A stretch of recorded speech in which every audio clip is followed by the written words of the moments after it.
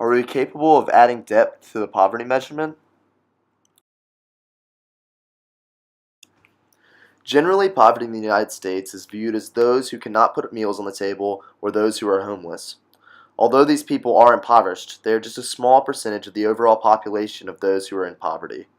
These misconceptions show the importance of evaluating the definition of poverty itself, along with different ways in which a person can measure poverty. How should we define and measure poverty in the U.S. today? Poverty is by its nature at least somewhat relative. People are poor when others think of them as poor. Iceland.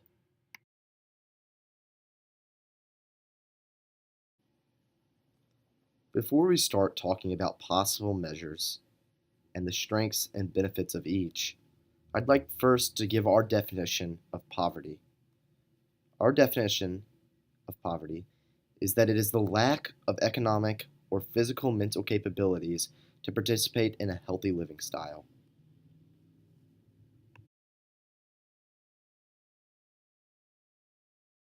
Unfortunately, many households fall through the cracks of the current system of poverty measurement in the United States, showing the need for change. By implementing a new measure, it is possible to broaden the reach and more accurately measure and define the poverty in the United States. The current system in place is called the Official Poverty Measurement, or OPM. How is the OPM calculated? As it is explained in Iceland's article, the OPM is calculated by setting a threshold at 3 times the thrifty food basket of a household. If the household's annual gross pre-tax income was less than this threshold, then the family is considered to be in poverty. This measurement was created and calculated in 1963 and is still in place today. What are the problems with the OPM?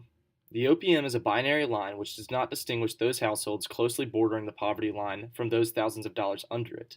The OPM only accounts for the costs of spending by looking at nutritional costs. It also fails to take into account geographical locations. Those who live in urban areas face higher prices on a daily basis than those who live in more rural areas. When calculating the economic status of the households, the OPM only takes into consideration gross pre-tax income. This means that in-kind benefits such as SNAP, INTC, and TANF are not calculated into a person's income. Similarly, the OPM fails to recognize the non-discretionary costs associated with families, most importantly costs such as MOOP or work-related expenses. What are the possibilities for change? Short explains in her article that one possibility is the Supplemental Poverty Measurement, or SPM. The ultimate goal of the SPM is to fix some of the flaws presented by the OPM. The SPM is a poverty measurement which takes into account the in-kind benefits received by families and then subtracts non-discretionary expenses, taxes, and geographical differences of households. The SPM is also updated for expenses on food, clothing, shelter, and utilities. Is this the answer?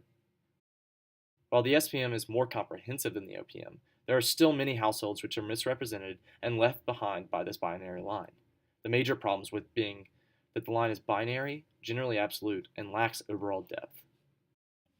What comes next? As explained in Amartya Sen's essay, The Quality of Life, poverty is not just a lack of financial resources, but a lack of human capabilities. That is, the ability to complete a certain function. In the perfect system, each individual household's capability would be evaluated and used in determining the economic status and level of poverty. In order to best determine if a household should be considered impoverished, poverty must first be defined. Under our method of measurement, poverty is the lack of economic or physical mental capabilities to participate in a healthy living style, taking into account that a healthy living style abides by a rule of two. This rule of two states that in functionings related to basic human needs, every household should at the very least have the capability and freedom to take advantage or not take advantage of a certain function.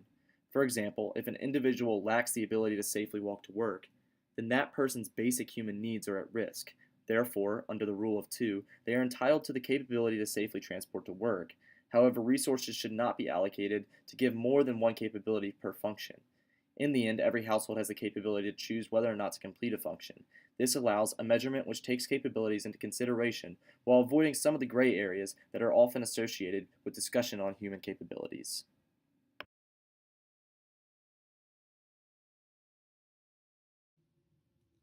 The capability of a person reflects the alternative combinations of functionings the person can achieve.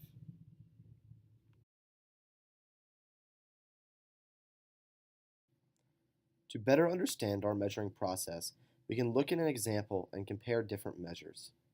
So let's compare two households. They live across the street from each other, and both households consist of 2 people. In both, the gross pre-tax annual income is $10,000. Since this is below the threshold set in place by the OPM, they are both considered to be in poverty. However, they are also both considered to be on the same level of poverty. If we use the SPM to measure if the household should be considered impoverished, we would add the in-cash benefits to the $10,000 and then subtract non-discretionary costs from this total. This is still an absolute measure, and let's assume that even after taking into account these new statistics, both our families are still under the threshold. Are they both on the same level of poverty, and should they be considered the same? The SPM is a fine way to draw an absolute line, but it lacks the depth to analyze those households after the line has been drawn. In our example, both households appear to be in the same situation, but if we take duration into consideration and learn that one household has been in poverty for 10 years and the other for 10 months, it might change our minds. By analyzing the duration of a household that has been under the poverty line, it can reveal a lot about a situation. Now what if I told you that one household works 80 hours a week while the other one only works 40? Since the first household is working twice as many hours, they have significantly less capabilities and should therefore be considered in a deeper state of poverty.